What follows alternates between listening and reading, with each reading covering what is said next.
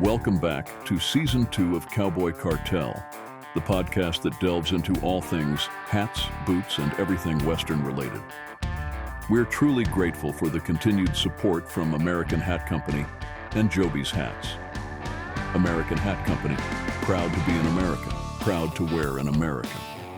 American Hat is the official hat of Cowboy Cartel. And if you're looking for the perfect fit, look no further than Jobe's Hats, our official hat shaper. Visit them in Fort Worth, Texas, or check them out online at jobeshats.com. But that's not all. We have some exciting news for all you Cowboy Cartel fans. Don't forget to check out our brand new American-made t-shirt line, available now at cowboycartelgroup.com.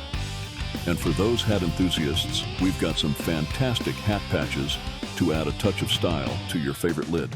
So, grab your hats, put on your boots, and let's dive into another thrilling episode of Cowboy Cartel, the podcast, where we explore the captivating world of all things hats, boots, and Western culture. Welcome back to Cowboy Cartel, the podcast. This is Season 2, Episode 3. It's been a long time coming. We've got a very special guest. I am very pleased to introduce Jobe Sanchez from Jobe's Hats. Welcome. Hey, thank you so much for having me, man. It's a pleasure to be here. Well, it's been a long time coming. When I started this podcast, it was kind of just a few guys talking about, whatever you wanted to talk about, and then it's kind of grown from there. And we've had the ability to get some really good guests on here and some amazing guests now. We're in a new studio, and if it looks great, good. If it doesn't look good, go listen to the audio version. There you go. But so since we're in a new studio, and this is our very first episode with you on here, and you've been such a huge supporter of my channel and everything that I do from the beginning, and we really appreciate that. We have a gift for you today. Awesome, man. We appreciate that. My wife is going to bring this in. Oh, that's nice. That is nice, man. I appreciate it. So this is a picture that actually my wife Lorena took this picture when you were shaping her first straw, and I think you've used it a couple times. And, oh yeah, I love using that picture. It's an amazing picture. And so she had the idea to blow it up, and she has an idea of where she thinks it might go in this store. She says, there's a perfect spot right here. It's amazing. Thank you so much for the gift. It means a lot. It looks really good. We're happy that you enjoy it. And, we really appreciate all you do for us. Thank you so much for that. That was badass. Cool. Glad you like it. So, man, you have had a really long career in the Western industry, and you are a huge name, especially in hat shaping. And, your expertise is, it's kind of amazing. If I have a question about a hat, I can always text you or call you and find out, what I need to know pretty quickly. So I'd like to talk maybe about your history and kind of how you got to where you are today. So tell me, where did it start? You were born in Mexico, in Durango? I was born in Durango, Mexico. I was born till I was 12 years old. Then I moved to Coahuila, where my dad is from. I lived there for a couple of years. And then I ended up coming to the States when I was 14. 14. Did you speak English at that time? No, zero. Well, your English is perfect. You have zero accent, so I mean... Every once in a while, man, I get that little accent and kicks in, but you know what? I'll take it. I've learned it pretty quick, so it's been a long journey, but it's a nice journey. Right. And so you moved here when you're 14, and where was that? The DFW area? We moved into Arlington. Okay. I lived on the 360 Park Road area. My mom lived there. She brought me from Mexico to live here, for a better life, just like any other immigrant that comes with that dream to do better for yourself. Sure. And it was my mom and two sisters.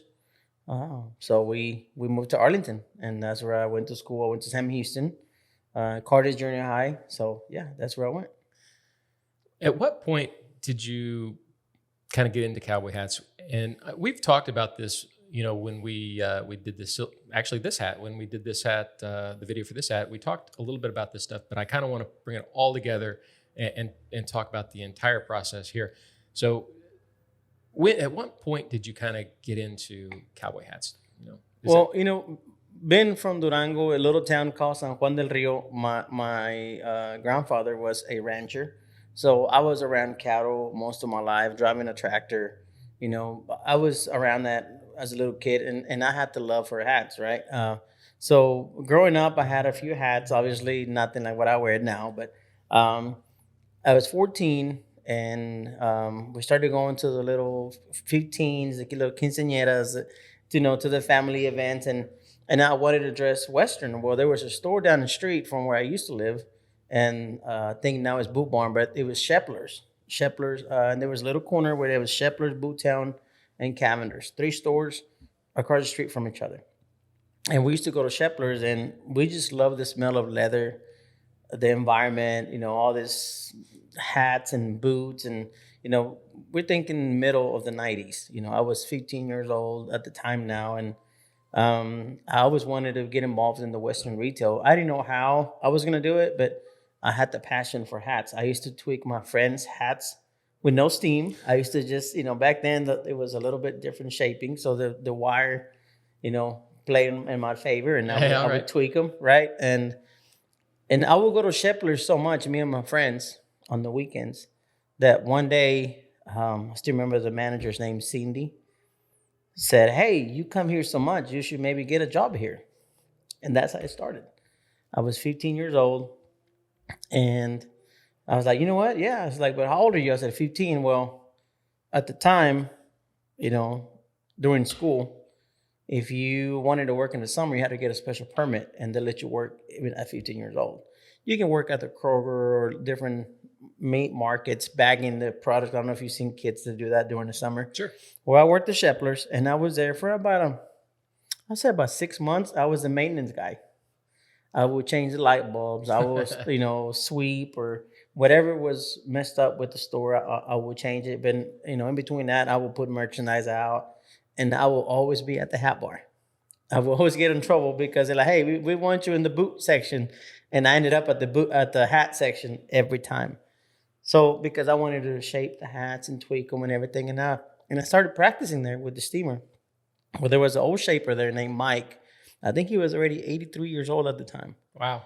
Pretty old guy, great with hats. It was a few open crowns back then, but nothing like what it is now. It was more of the pre-shape. And one day he got sick. I still remember it was a Friday night. I got off of school. It was 5 o'clock. I showed up, and Miss Cindy was like, "Well, Jobe, Mike is not here today. It's your turn. Show me what you got." I mean, I'm 16, but this time now, and I'm like, what am I gonna do? And it was a big steamer already. It wasn't no Jiffy steamer. It was a big steamer, and I started shaping hats that day. I came home with $60. I can't remember if it was 40 or 60. I think it was $60. That's big money back then. In tips. Back then, it was probably like $200 now.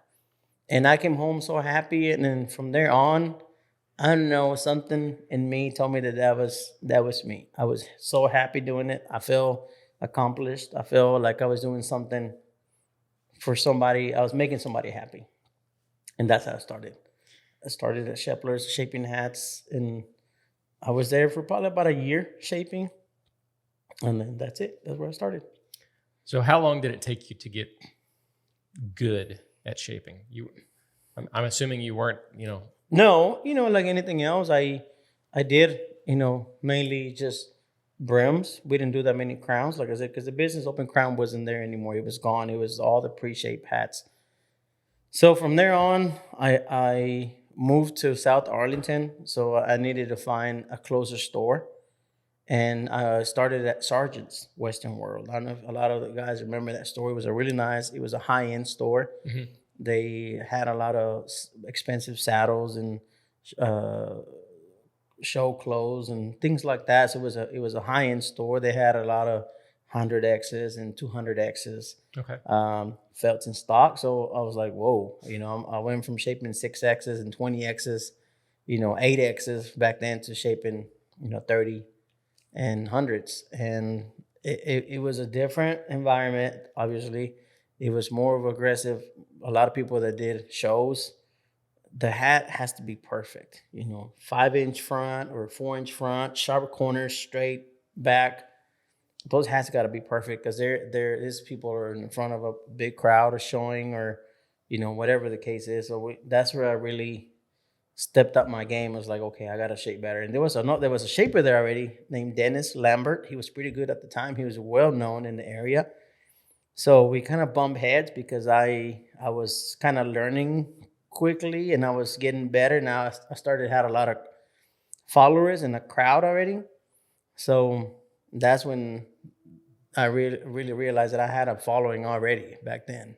Really? Yeah. So, and they would come to your store? Just to me. Yeah. And then that's when things started getting a little out of hand because Dennis was getting a little mad about it. He'd be like, hey, well, wait a minute. Even my customers now are coming to this young guy, to this young guy, that I was just starting, honestly, Well, I mean, he should have stepped up his game maybe. Yeah, I know, right? So from there on, man, on a trip I think we went to a soccer game because I played soccer at the time, went to a soccer game in a tournament. I think it was Richland Hills.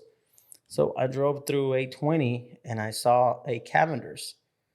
And I saw a sign that says not hiring hat shapers. I was like, maybe something different, right? I was like, okay. Right. So I went and applied. They hired me on the spot. Okay. There was a hat guy there too already, but I guess he was already on his last week. I think he was going to quit. And he was like, oh, I don't think this guy knows what he's doing. He told me that I didn't know what I was doing. And I said, well, let me show you what I can do. I did a hat, I think, at the time in like 2 minutes, 3 minutes. And he was like, oh, no, you know what you're doing. It's like, we definitely need you here. And I was there. I was there at Cavender's for a long time. I ended up being an assistant manager. I was there at Cavender's. That's where I really made my name out there. That's when a lot of people will remember me from. So being an assistant manager, so were you kind of in charge of the hat department at I was. Okay. I was in charge of the store. Like I said, I was an assistant manager. It was 3 of us, 3 assistant managers, 1 store manager. But I was in charge of the hat bar, and it didn't have to do with hat bar. And I did some boots to some aisles where I fixed them and all that. Right. But the hat bar was my domain. That's where I stayed most of the times, and it was I loved it. Like I honestly felt like I never worked a day in my life because I was doing what I loved. Hats was my thing. I would love to see a line, and that's where the line started at Cavender's. That's why now at a store, when I see a big line, that doesn't scare me because I've seen that line for years and years and years. I know what it's like to work under pressure. Well, it's funny because you have a huge store and a lot of responsibility, but yet you can be found behind the hat shaping bar most days. Yeah, so. yeah, man, and from there, from the Cavender's, but this time I'm already married. I have my wife, and we bought land in Grandview, Texas, which was South 35 towards Waco. And so for me, the drive was really crazy because it's about an hour and a half drive every day. To Cavender's. To Cavender's. And one of my friends worked at a boot barn in Burleson. And he called me and said, hey, man, we're hiring managers. Come on. Because I think the name was Baskin's Western Wear. And I think they sold out to Boot Barn. So there was a transition. So that's when I was like, you know what? It's a lot closer to me. And that's when I went to Boot Barn. I was Boot Barn about 3 years. Yeah. Okay. And so Boot Barn for 3 years and then Jobe's Hats? Yeah. That's it went, man. Yeah. I did some events for some hat vendors and things like that. What was your job at Boot Barn? Were you also an assistant manager? I was also an assistant manager. Yeah, I was an assistant manager in charge of the store, just managing the employees and make sure that everything runs smooth. And they wanted me to use my experience from Cavender's to bring it into Boot Barn. They call me the Cavender's guy. Hey, any questions? Ask the Cavender's guy. And because the Cavender's is a well-known store. They're pretty out there, and they've been doing it a long time. Since 1965. And they are Texas. They are Texas. Boot Barn is, I don't know where. I know they're a California company. Yeah, I don't know how they came to be. But a California company. So they're probably curious as to how to do it right. I know, yeah, and they wanted to pick my brain for some ideas and stuff, and I give them some ideas and things that we did at Cavenders, just like any other thing, nothing, illegal, but I showed them my experience, what I can do, and at the time, that Boot Barn became the #1 store for hats. We were selling more hats than any Boot Barn in the nation, and they knew because I was there, so I brought all my following with me. I told them, I said, hey, I'm a Boot Barn now. Come on, I can shape your hats. And yeah, here you go again. I had a Saturday night, man, I had a line of 10, 15 people waiting for me to shape their hat. What year was this? This was 2014, 15, and 16. So we had social media back then, but not like nothing like right now. No, definitely not. I had it, Facebook only was the only one that I used, and it was already Jobe's Hats. Okay. I started Jobe's Hats in 2015. The name on Instagram and Facebook, but shaping inside Boot Barn. My name was just Jobe's Hats, and that's how a lot of people started following me because I will post pictures of hats. Here again, back then, nobody was doing this. Nobody. There was nobody posting, a hat shape or something like that. There was pages already from hat people, but they were not doing live videos. They were not doing, this is a different shape, or nothing like that. And everybody's got their own shapes. If you look through the Jobe's shape book, there are some kind of your own shapes or your own names at least. Yeah, we have a few that we came up with. Yeah. So everything's different. There's so many different combinations of hats, but maybe we'll get to that here in a bit. Yeah. But I wanted to ask you, how did you make the transition from working at Boot Barn, assistant manager, to owning your own business and being so successful? And how did that go? How did you learn the business side of that in order to make a successful attempt at a business? Well, we talked about starting a business in 2013. I wanted to do a resale shop where I would sell like used Western clothes because at the time there was a market for it. And in between that, I was thinking, well, I can probably bring hats and shape hats while I'm there, but I wasn't really 100% sure that that's what I wanted to do. So in 2015, I would just go, to do events. I shape hats for Boot Barn at the Houston Stock Show. I went to the Fort Worth Stock Show, and then I was like, you know what? People are coming to see me, like Jobe's Hats is coming. They're coming to see Jobe's Hats. And I was like, you know what? I think it's time to do the business. I wanted to bring the best of all brands in one roof. And that's kind of what's been our motto, I guess you can say that. And it wasn't easy. I was nervous, we used a little bit of the savings that me and my wife had. We started with a little budget, and I was like, okay, what are we going to do? We looked at different places. We were going to do it first in Cleburne. That didn't happen because there was already accounts there, and then we were thinking Arlington. That didn't happen. And then we found the Grand Plaza Mall. We went there on a Sunday afternoon just to go in there and just shop and walk around. And we saw this place. There was 750 square feet. And that's where we started. That's tiny. That's the size of a hotel room. Yeah, that's pretty tiny. And that's where we started. We started there. And I told my wife, I said, this is the place where I want to be.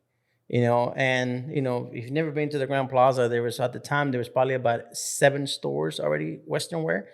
But nobody sold any of the brands that we carry. Right. It's if you haven't been to La Gran Plaza, it is like walking into Mexico. Oh yeah. And my wife loves it. She says it's like going home. Yeah. No, and that's the feeling that you get. I mean, it's been changing slowly. There'll be some new businesses coming in, and it's a transition now to a regular mall, but it's very Hispanic mall. It's a very nice mall, and you can find pretty much anything in that mall. Yeah. And that's how we started. We started there, and and I did it right. I gave Boot Barn a huge thanks, and I told them what I was gonna do.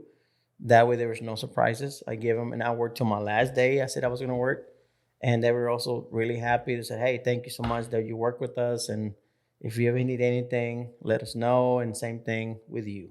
So I worked. And there's a post actually on Instagram or on Facebook that popped the other day, because right now we're getting close to our anniversary. We opened November 4th. So I think around this time is when I give them my 2-week notice. So Okay. and the post popped up on my feed, and it was like, oh my God, it's been already, we're going on 8 years.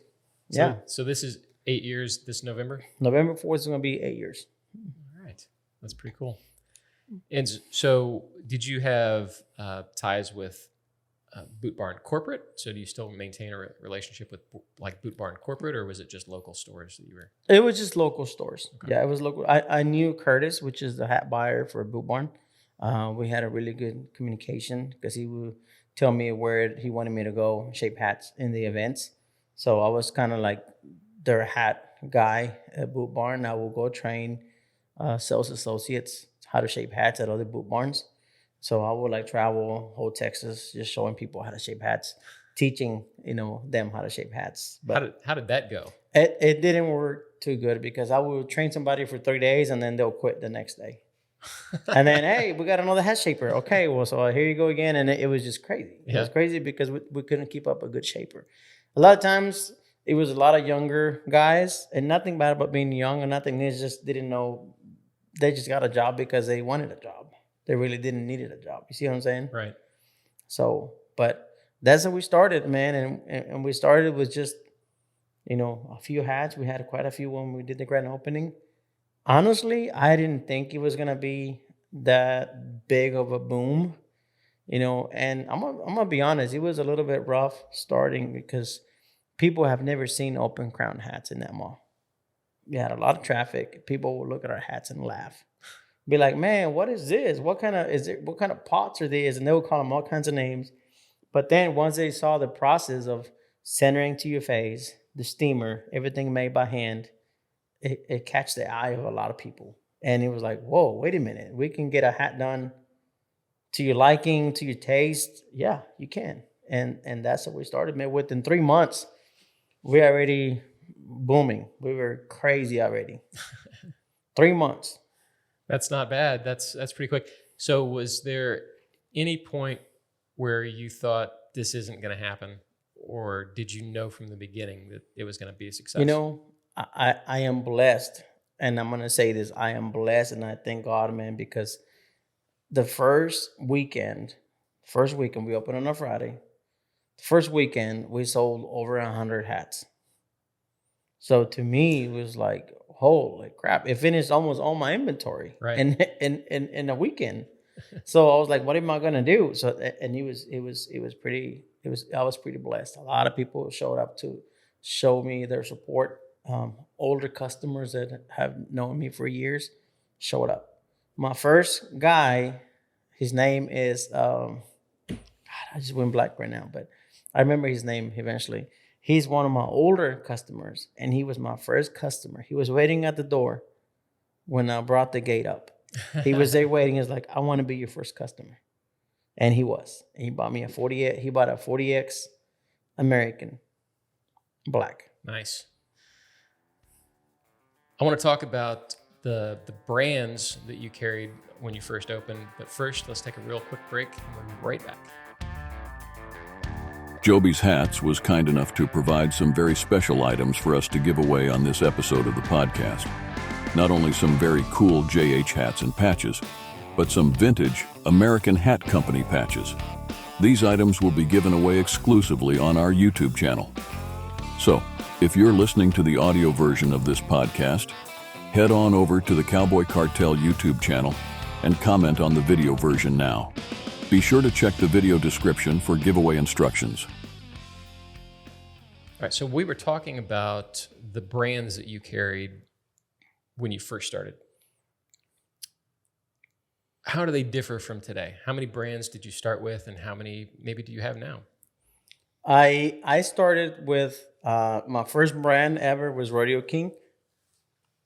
That was my first brand. And then my second brand and my third brand, it was Resistol and American. And it happened in Gillette, Wyoming. Okay. I was shaping hats for both companies, Resistol and Stetson, at the Boot Barn booth at the National High School Finals. They both wanted me to shape hats for them. And we ended up agreeing that I was going to shape 3 days with the Resistol and 3 days with American, but inside the booth. And I was shaping with Danny, with Cody Reese for American. And Resistol was Justin, was Devin, Will Cooper. They're still with the company. All great guys. And that's how I started. I started shaping with them. And I had told them my idea that I had, and thank to Devin. Devin helped me a lot, and Keith Mundy also, man. They were great. And they helped make this dream happen along with the guys from Rodeo King. Mm-hmm. Nice. So you started out 3 brands. 3 brands. Well, 4 counting Stetson. Okay. Since it's from Hatco and Resistol. Yeah. Sure. So it was Stetson as well. How about today? How many brands do you carry today? Oh God, I don't know. I think I carry pretty much every company out there. American, Rodeo King, Stetson, Resistol, Larry Mahan, Bailey, Atwood, Ariat, Twister. Who else? Taquino, our brand, Strauss. And I think that's it, unless I'm missing one. Twister. Yeah, I think that's it. Yeah.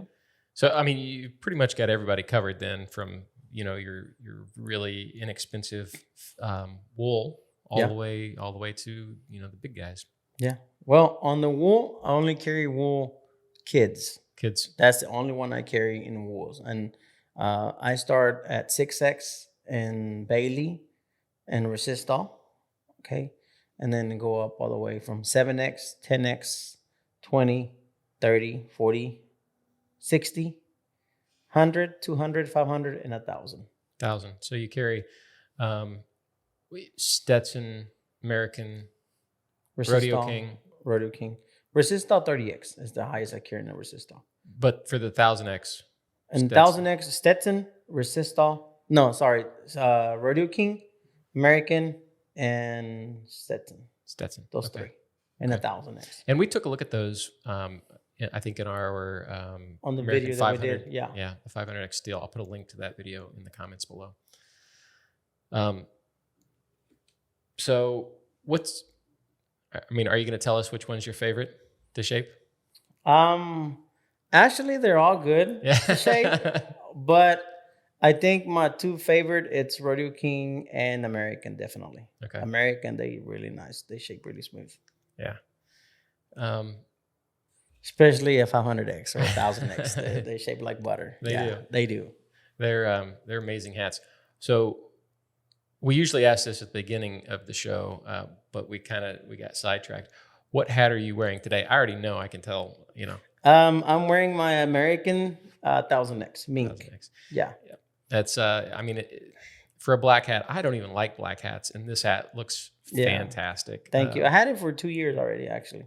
And it's solid too. And this is another hat. You wear it at the shop, when you're shaping hats. Yeah. I wear it on a regular basis. I wear shaping hats, and then it gets really dusty, and sometimes I'll leave it in the truck, just like any other guy. I leave it on the dash.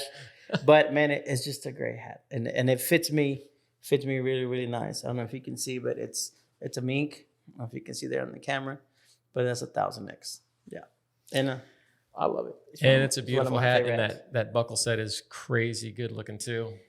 Where did you learn kind of the business aspect of it? Was it from your assistant manager days? From my assistant manager days, working at Cavender's and Boot Barn, I learned how to manage, how to, obviously not the ordering part, because that wasn't my job, but the selling part was, and I think that's how I made that connection and made it work. Obviously, just like any other business, there's things that I learned, there's things that I fixed, there's things that I mistakes that I made that I make sure I didn't do it again, and that's how you learn. That is, as long as you only make the mistake once, it's probably it. not going to be that bad. That's it. Yeah. And to this day, we're still living and learning. It's a growing business. So we're adapting to any changes that come our way. Well, you kind of have this, it's kind of a genius idea. You have hat patches, and you've kind of taken the Jobe hat brand and made it a really big brand. It might have started out as Jobe's Hats, and your, just phenomenal hat shaping, but you've taken it into the next level. And, you can see videos, of guys all over the world wearing Jobe's hat stuff. So how did that start? How did you come up with the hat patches that you actually have? You brought some here. Yeah, I brought some. We got our first patch ever, which is the green, which is the color of our logo, the JH brand. We wanted something that was different from the rest. Okay, we didn't invent the patches. No, this already existed from back in the 70s with the Wrangler, the Justin. That was already there. Okay, now was it popular when I started it? No, it wasn't. It was already kind of a dying style, I guess you can say, or a trend kind of thing. So we wanted to come up with something that it can tell the customer that the hat came from our store. Right. So at first we did a vinyl. We did a vinyl patch. It was a little vinyl that a guy there in the mall made it for me. And that's how we started. It was just a green little vinyl patch. And when we put it on the hat, we started that day one. Okay. Day one, we had already the vinyl patches. And I told the customers, hey, we got these little vinyl patches and they were free. We'll put them on the hat.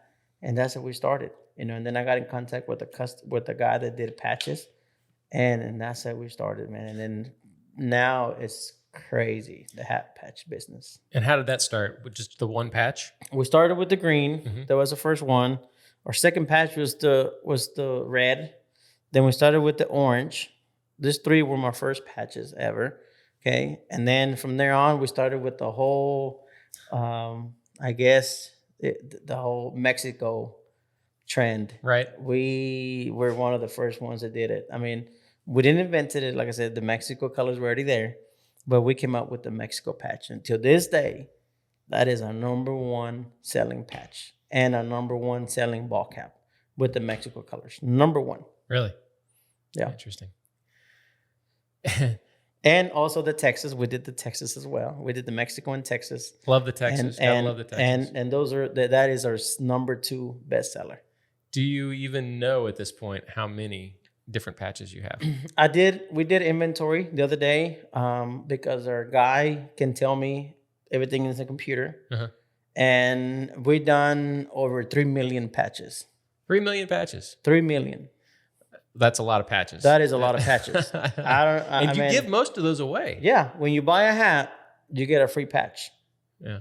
Yeah. So it's a lot of patches out there. Now, most of them a customer can also buy them online or in store. So, a lot of that, but 3 million patches, that was the beginning of March of this year. So there's no telling how many more we made in the past. Right. Well, that's crazy. And then when did the first Jobe's Hats ball caps come out? The second week that we started the store, I had this idea of branding Jobe's Hats, something that defined who we were. And that's how we came up with that logo. I drew that logo, by the way. I did about 3 or 4 rough outs. And finally, that was the one that did the best with the JH, which stands for Jobe's Hats. And you are an artist. You can draw. If somebody wants a logo or kind of a design burned into their hat or branded in their hat, you have drawn it for them and transferred it to a hat and then kind of done that freehand on hats before. Yeah, we can. We can do any type of lettering, logos, cattle brands, company brands, anything that you have in mind. I can do it by hand. I can paint. I can do things like that. It's another, I guess, talent, or what do you call it? What do you say, Dawn? A gift, I guess, that God gave me. I can draw and paint and I love doing that. I think, as far as hats go, I think you're an artist in that sense too, because when you did my wife's straw, you kind of went all out on it. The band was custom. The feather was wrapped. The bow was handmade. It turned out fantastic. And I'm like, what the hell? I've never seen anything like that. I didn't even know you could do that. Yeah, and that's the beauty of hat shaping. Once you start doing something, the ideas just popped, and you can do it right there and then. Right. There's nothing set about hat shaping. I can start with something that I have on my mind and end up with something totally different. And that's the beauty of this hat shaping, that you can create something from nothing. That's basically what it is. And here's the first ball cap that we did. Not this style, but this style of the Richardson was a lower. Okay. And we did that from Richardson. That was our first company that made our caps. And then from there on, we moved to the number one seller. Like I said, to this day, we did this one. This was the first hat, which is a traditional green and black. And to our number one seller, the one with the Mexico colors, along with the Texas. So you started out with the flat embroidery.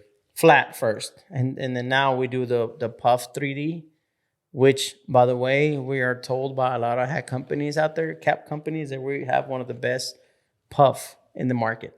It's a pretty fantastic hat. And sorry, guys, I'm not sharing who's doing it for me. I'm sorry. There's a lot of secrets you need to keep in this business, especially if you've taken years to come up with this. I mean, a lot of these things are proprietary, so you don't give away the farm. I think we said that earlier. Yesterday. Yeah, you're right. I got that from you, and and I don't mind teaching somebody that comes and wants a job, but a lot of times you teach them everything you know, or they see what's going around your business, and then they'll turn around and start their own business and use every idea of yours. Yeah, there's a couple of guys out there who started with you and then now kind of have moved on to do their own thing. But that kind of brings us into my next topic was your employees, they are trained by you. So how does that happen? So you hire somebody who already has previous knowledge of how to shape hats, or you hire somebody who's just completely green and then you train them? How does that process work? I used to just hire anybody that wanted to learn, okay, and teach them within 4, 5, 6 months. That we're already doing reshapes and things like that. But because it was getting out of hand with the hat train going so fast the way it was going, I just didn't. I would teach somebody for a year and then got out and do their own business or do their own thing somewhere else. And not once, they gave me credit for teaching them or showing them how to shape hats. So I started now, being more careful who I bring into the store. And if they have a little experience or a lot of experience, it doesn't matter. I'll bring them in. And now what I do, and this is not, I do this now when somebody comes in and they want a job and hey, I've done hats for a lot of years. I said, okay, well, show me. That's what I do now. You come in the store and I give you an open crown hat. And you're right. I'm going to give you the most hardest hat I have in the store. And I'm going to give you that hat and I'll be like, okay, give me a traditional just minic. And that's where I can see if they know what they're doing or if they just need a little work. But that's how we do it now. So what is the hardest hat to shape? We have a few poly ropes. Okay. A couple of Bangoras made by Twister. One of them made by Rodeo King that you literally have to beat it with a hammer to shape it. They're good hats. They're just really stiff. Really stiff. Yeah. I had, I'm just going to tell you this one story right quick. I had a guy from San Angelo. He's probably going to see the podcast. And I'm sorry, I'm not going to say your name, but he came in for an interview for San Angelo. And he shaped his hat and he came with a bunch of buddies and they were all excited because, he thought he was going to get fired. Well, he shaped the hat backwards. And it took him 45 minutes to do a minic hat. So he didn't get the job. No, he didn't. He's a great guy. And I think he's still shaping hats. He was a great guy. I think he just got really nervous. Because I was there. It happens. I was there watching him. I literally stopped shaping hats and I was next to him watching him shape a hat. And I I didn't notice that he was backwards till he finished the hat. Mm-hmm. And I was like, oh, it looks good, but it's backwards. And he was like, oh my God, I'm sorry, dude. And all his friends were eating him alive, man. It was funny. You know, it is intimidating. You know, Jobe's Hats is a big brand, and it's a big responsibility to shape. You've got a lot of customers who demand a certain level of, care, and you better perform.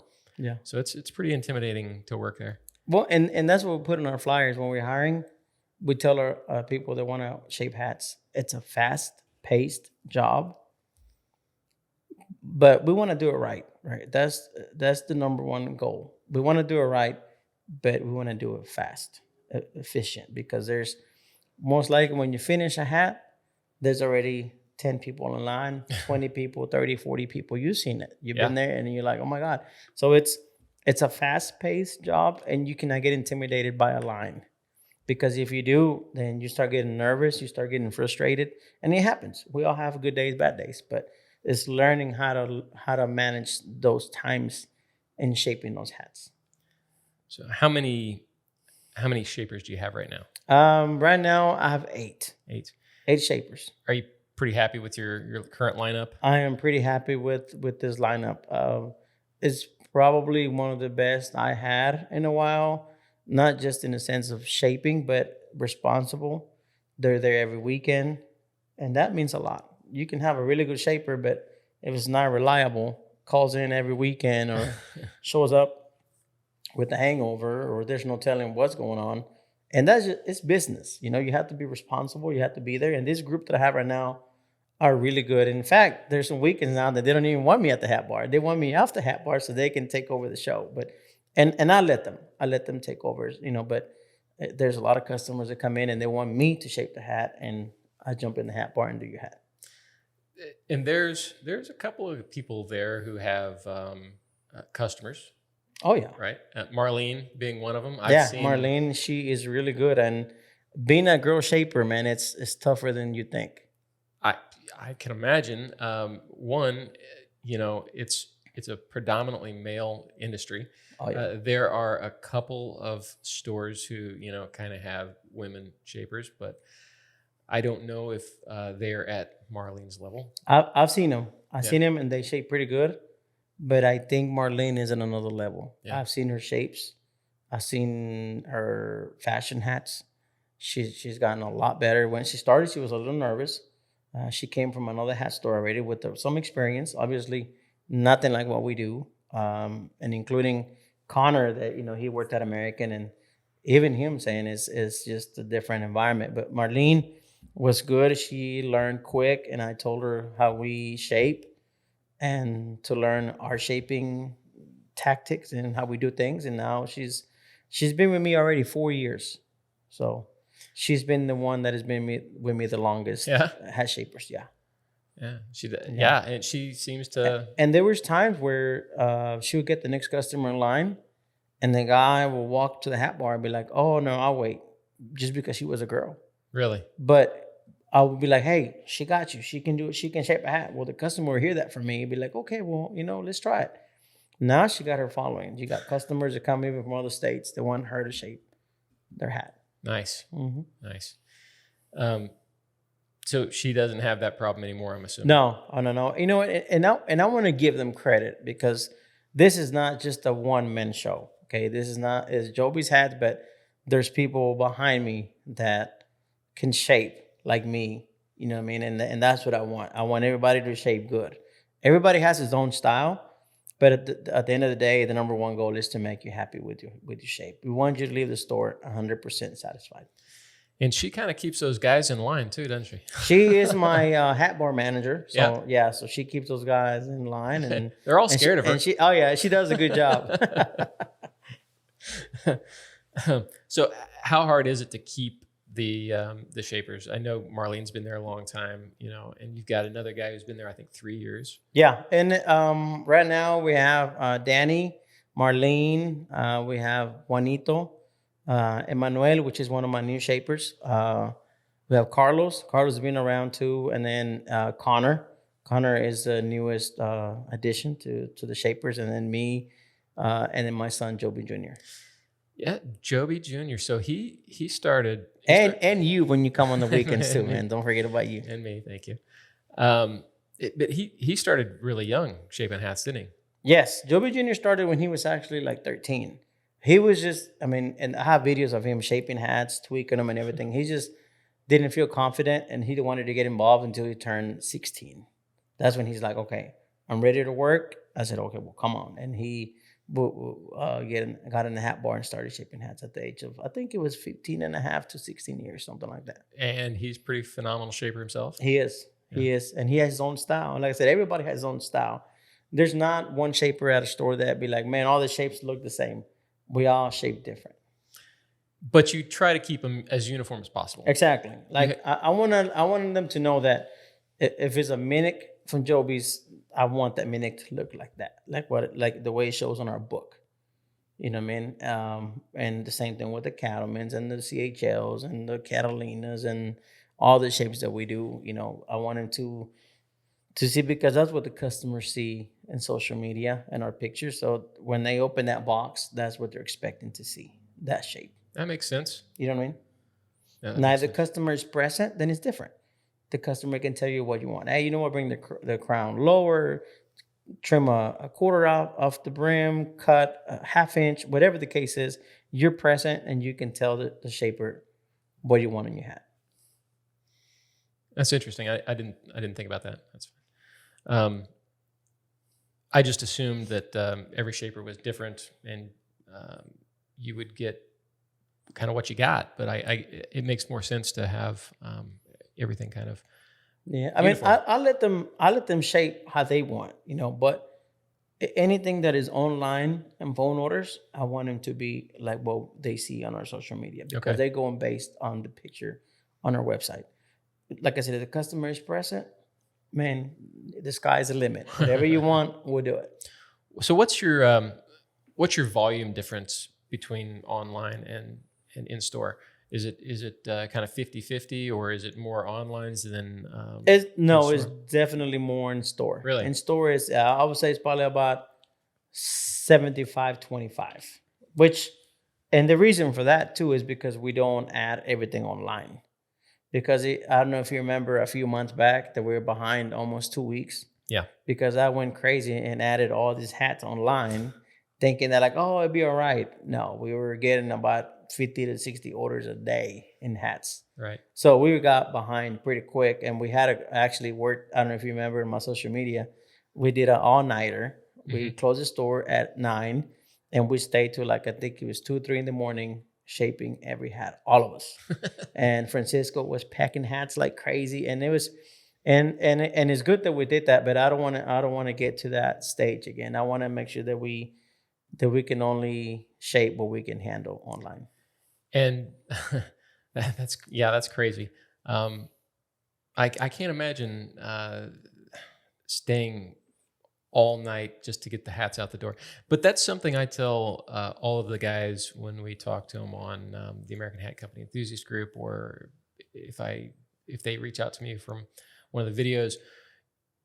Not all of your hats are online. If there's something specific they want, call, because that's going to get you the you can most call or text, and we'll have the number down here that you can call or text. If you want to see anything that we have in the store, anything, send us a text. Said, hey, send me what you have in shirts with paisley or pink shirts, whatever the case is, shoes, boots, belts, everything that we have in store, we'll send you a picture. So, you know, keep that in mind. You know, we don't have everything online for that same reason. Okay. Well, that's good to know. I didn't know you could do that.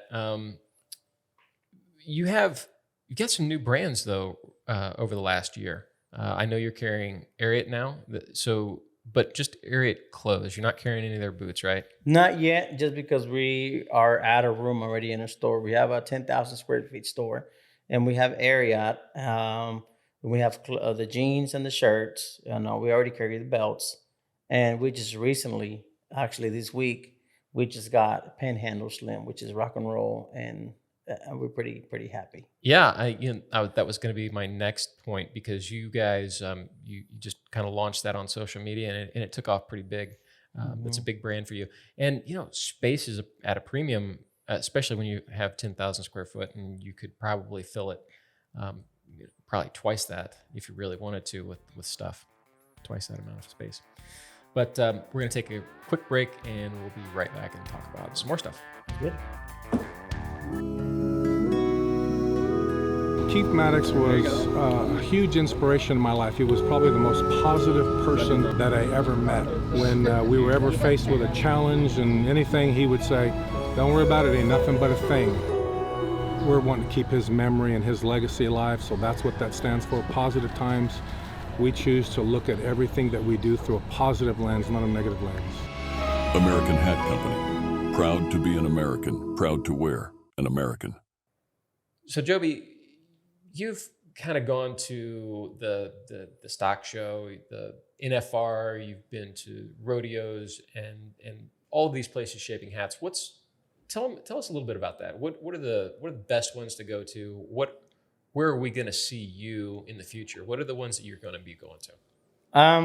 Man, it's a great experience for a hat shaper to do an event. It's tiring because you get to do that for 13 days, 15 days, 20 days. Right. And it's an everyday thing, and then you're away from your family, it's sleeping in a hotel, So it's a different experience. Definitely, it tests you how much you can do, and it's a great experience. Right now we do small events locally, rodeos, and then we do the Fort Worth Stock Show, which is pretty big for us. But it is a little bit tiring because we do it right after Christmas. So for us, it's a little bit tiring. I got invited to do an NFR already. Houston Stock Show got invited to do that. But I don't think we're quite ready yet because it's crazy busy in the store. So I don't want to just divide our staff into two and then, struggle that way. But yeah, I mean, it's a great experience. Speaking of busy, how does social media play into the amount of traffic you see in the store? I know you've been really busy on Instagram. Like, you post sometimes 10, 15 or more posts stories a day on Instagram. You have TikTok. How's that working? It works great. Actually, I think social media, it's a big factor on our success because it connects to people within seconds, and I think a lot of other stores got the hint and got what we were doing, and they started doing the same thing we were doing. A lot of little stores, big chains, they saw the power of social media. And speaking of TikTok, true story, but last year we stopped doing TikToks because most people be like, well, why, right? Well, it got to a point that we got too crazy busy in the store. And, normally on a Saturday, it's about a 45 to an hour and a half wait. That's a standard already on a Saturday. Well, we'll do a TikTok of a fashion hat or something. Like we did a green hat on my sister-in-law, Susie. Mm-hmm. It was a green hat, cattleman crown, round cattleman brim. And within a week, it had over 12 million views. Well, that weekend, we had a line almost all the way out to the door. And it was a 3-hour to 4-hour wait. Really? Sold out of the green hat, sold out of any yellow hats and red hats, and anything was colored. That weekend, it was gone. Well, you would think, well, that's what you want. Yes, but it becomes a problem when you have a customer waiting that comes from San Antonio, Houston, that is having to sit there for 4 hours in a store. Yeah, I don't know if I'd want to wait. You know what I mean? And we started seeing customers a little upset that they waited too long to get helped because they're in line and the line moves slowly. And we did one where we painted the hearts like rainbow colors. Those are happy. We painted it, and so I remember that hat. I still have dreams over it because for the next 3 or 4 weeks, I did probably about 30 of them with the painted hats. I ran through 3 sets of paint markers. So yeah, it was pretty crazy. So that's the reason why, honestly, we don't do that much TikToks anymore, because it got to the point, honestly, that we couldn't handle the traffic. It was just too much. So it sounds crazy to say that, but it really is a true story. I mean, it is crazy. So why haven't you ever been? Why don't you have a presence on YouTube? I guess. What you've got TikTok, Instagram. You just never kind of decided to go with the YouTube. No, not really. Because of the same reason, we've been so busy. But we got a project coming soon that is gonna be awesome. But that way people can kind of see what goes on at Jobe's Hats on a weekend. Yeah. Yeah. So is it okay to tell these guys? Yeah. All right, Let's give him a hint. So Jobe has had an idea to do Jobe's TV, which is kind of a behind the scenes look at what goes on at Jobe's Hats on a normal weekend. And we shot the first part of that last weekend, and that's going to be in editing because it's about 4 hours of video we were in there. Just kind of nothing big, but you get to meet all of the hat shapers, all of the employees. You've got about 30 employees total? Yeah, it's 26. 26 employees, counting me and my wife and my son, is 29. 29. So you'll get to meet some of them, and then in the next episodes, we're going to start watching them do shapes and kind of follow customers through the entire process, going from the start. How do you find a hat to all the way out the door and with your finished product? So that'll be interesting. And we want our customers that are potentially thinking about coming to the store, we want them to see the experience. The pretty, the bad, and the ugly. I want them to see everything. When I say that in the meaning, like just what happens behind the scenes, like you said, right. When the customer comes in, what's the process? And when they leave with their, happy face, a big smile on the face that they got a hat. To me, man, that is the reward of shaping a hat. When you give that hat to the customer and they put it on and you see that big smile and then shake their head. Yeah, this is what I like. I love this hat. And at the end of the day, man, that's what makes Jobe's Hats what it is right now. You've kind of shaped some hats for some really famous people, and there are some bands who go to you exclusively, kind of like myself. If it's up to me, I want Jobe shaping my hat every time.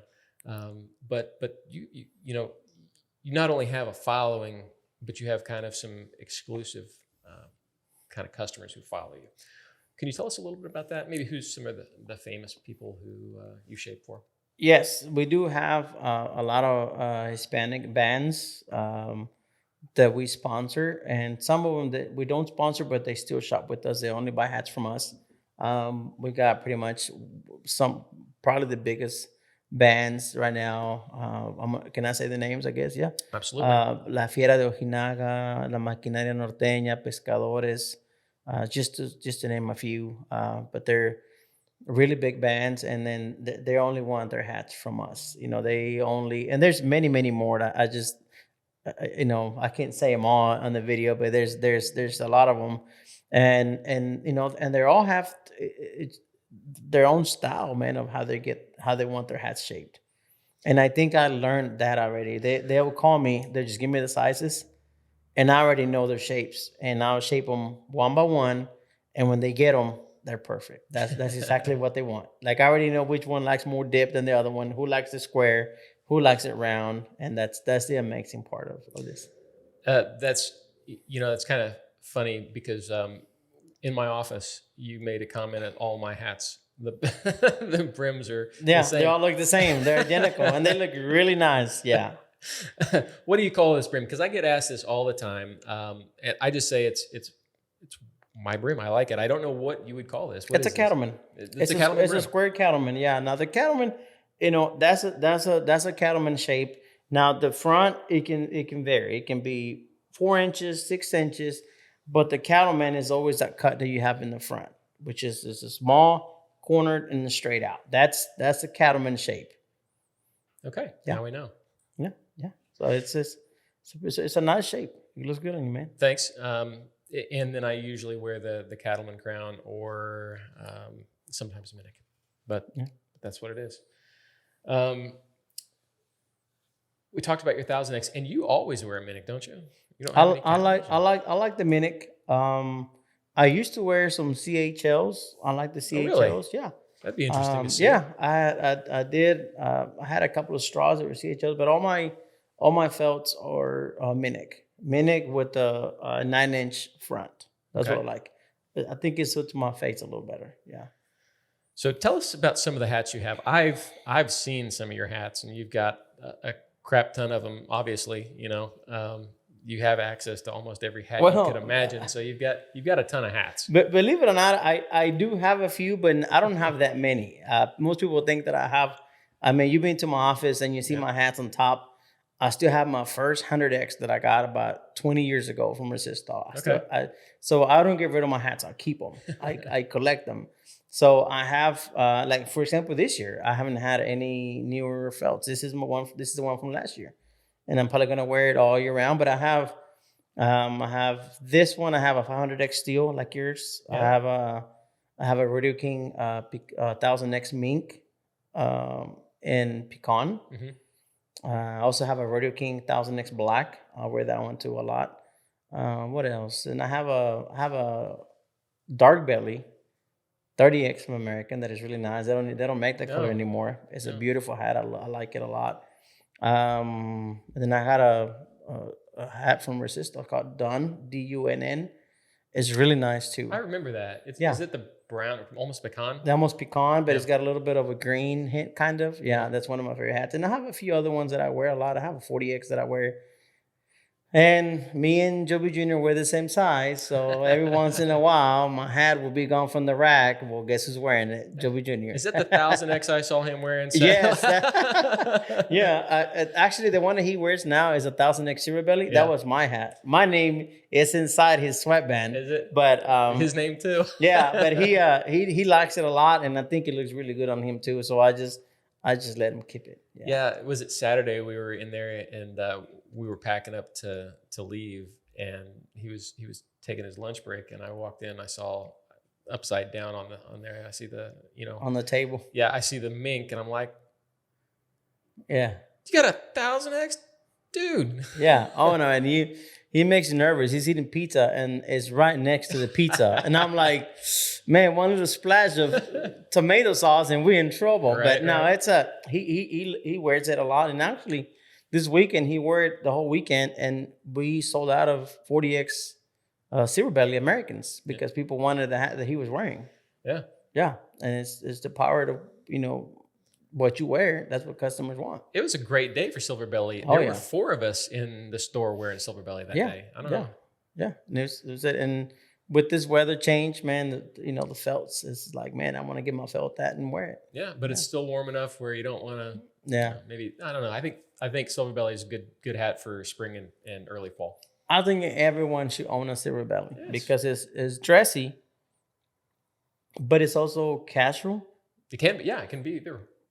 Throwing a t-shirt, polo, you want to go out for church, dinner, put a sport coat, and you're good to go. Yeah, absolutely. So 1000X American, great hat.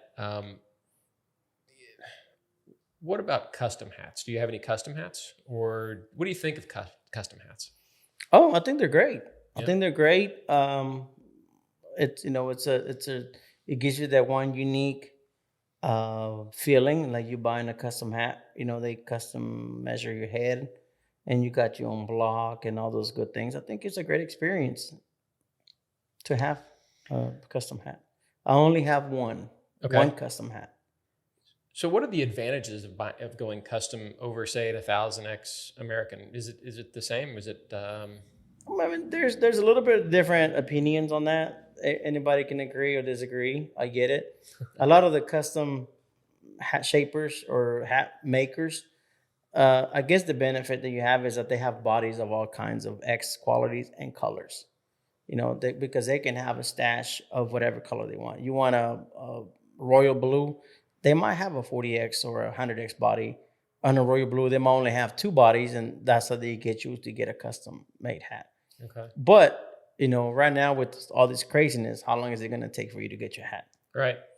I have guys that come to us for a wedding hat because they contacted at least 20, well, maybe like 10 or 15 hat makers around the United States, and they're talking about 2.5 years behind.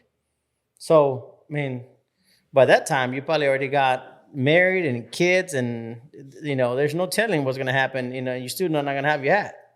So, Well, there's still a pretty good shortage on 7X, 10X right now, and black.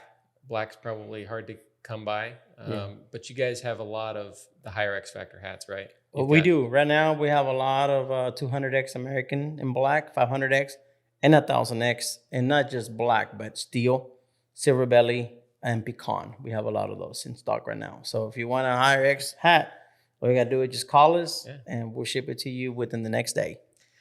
And what's kind of the difference? At what point would somebody maybe step up the game to a higher X Factor hat? Because a lot of people say, "Oh, I don't need a 200X hat." Well, maybe you do, maybe you don't.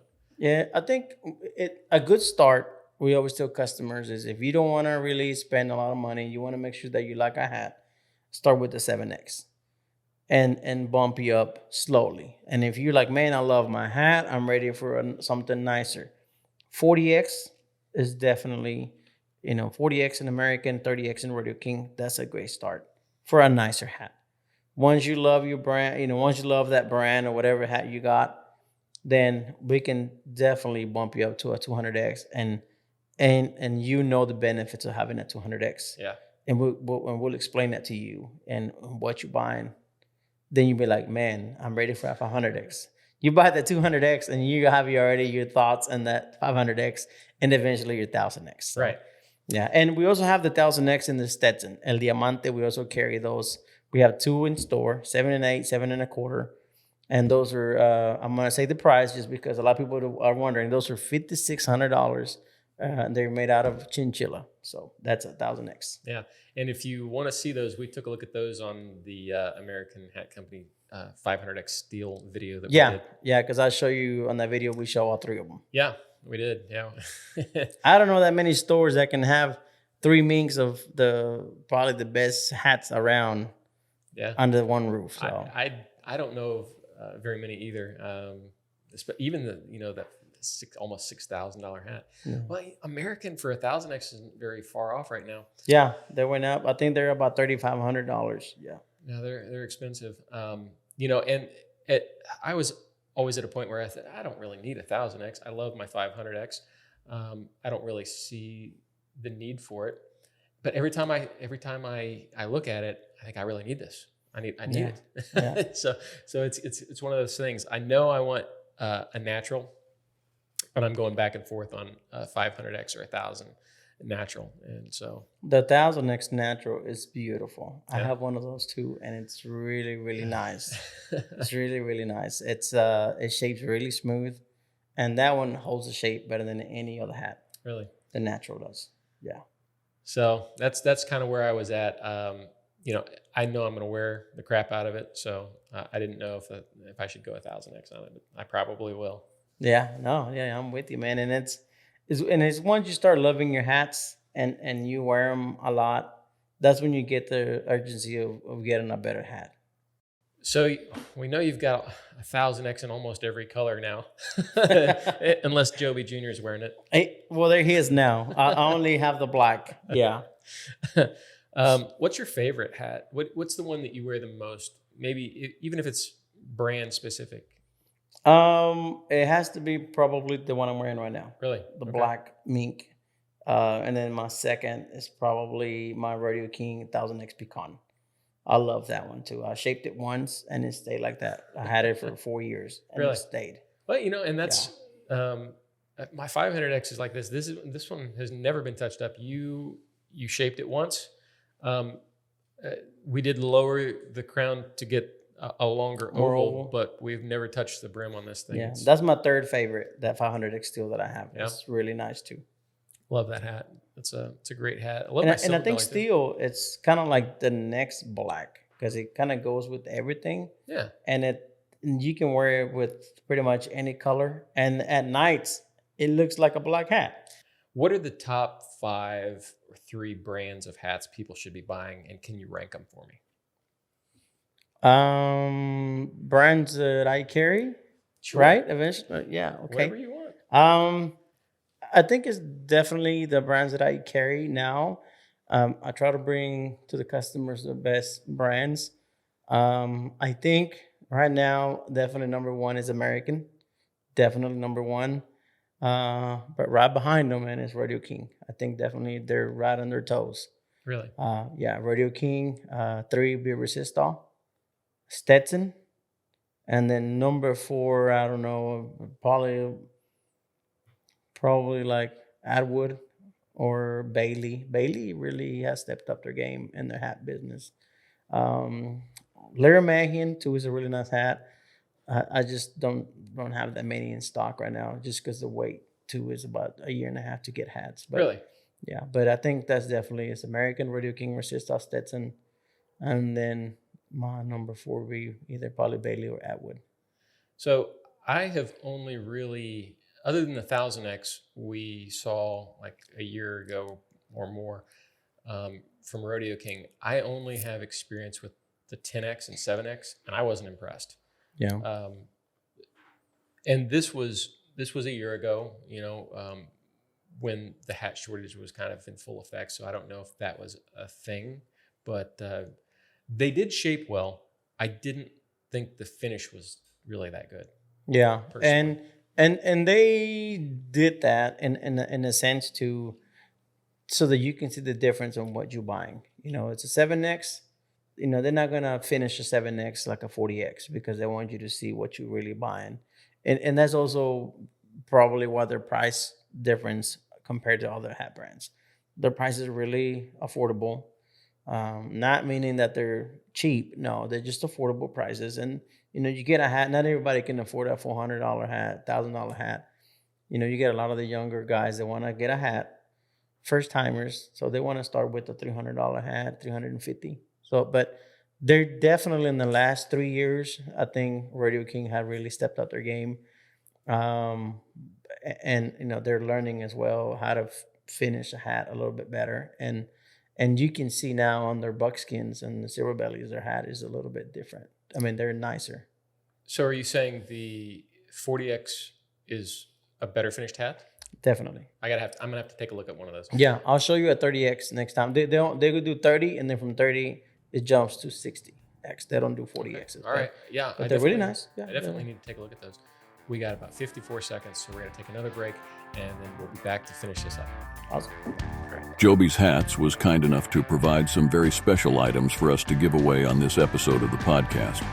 Not only some very cool JH hats and patches, but some vintage American Hat Company patches. These items will be given away exclusively on our YouTube channel. So, if you're listening to the audio version of this podcast, head on over to the Cowboy Cartel YouTube channel and comment on the video version now.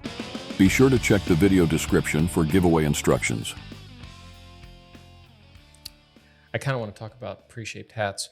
I know you don't carry any pre-shaped hats, or you carry very few. We do. Right? We carry the Stetson line. We carry it in the 30X El Patron. We carry the 6X Skyline, 30X El Patron, and the 100X El Presidente, and then the Diamante, the 1000X. That's the only ones that are pre-shaped, and a Resistol Black Gold. Those are the only ones that are pre-shaped. Okay. Do you sell a lot of the pre-shaped, or? We do. We do have a big following that comes in and just wants a regular cattleman. We might tweak the brim a little bit, and then so that's why we continue to have them. They just want to come in, get their hat, and get out. Yeah. That's it. Okay. And so we talked about this on a video we did the other day, but you know, and we talked about it earlier. You can have a line up to 2+ hours on the weekends, and the best time to come into Jobe's if you're in the area is throughout the week, because there's usually no wait. That's right. We tell our local customers, if you are a local within, Dallas, Irving, whatever, Burleson, Cleveland, come during the week. No line, no wait. And we're close to 9:00 at night, because on the weekends we get a lot of the people from out of town to come and get their hat done. So the line's going to be bigger and it's going to be more weight. Jobe, you were kind enough to bring in some patches today, and these are some patches that haven't been seen in kind of high volume in a long time. We've got 32, I believe, or 30 of the Vintage American Hat Company patches. And we've got, I think, the same number, 30 of the large American flags as well. And we're going to be doing a giveaway, thanks to you, for those. And we're going to be doing it based on comments. So if you leave a comment in this video on YouTube, if you're listening to this on Spotify or Apple Podcast, go to our YouTube channel, which is just at Cowboy Cartel. In the comments, we're going to do the first generation patches, the American, the big flag, and we brought some lanyards. That's right. Some American hat lanyards as well.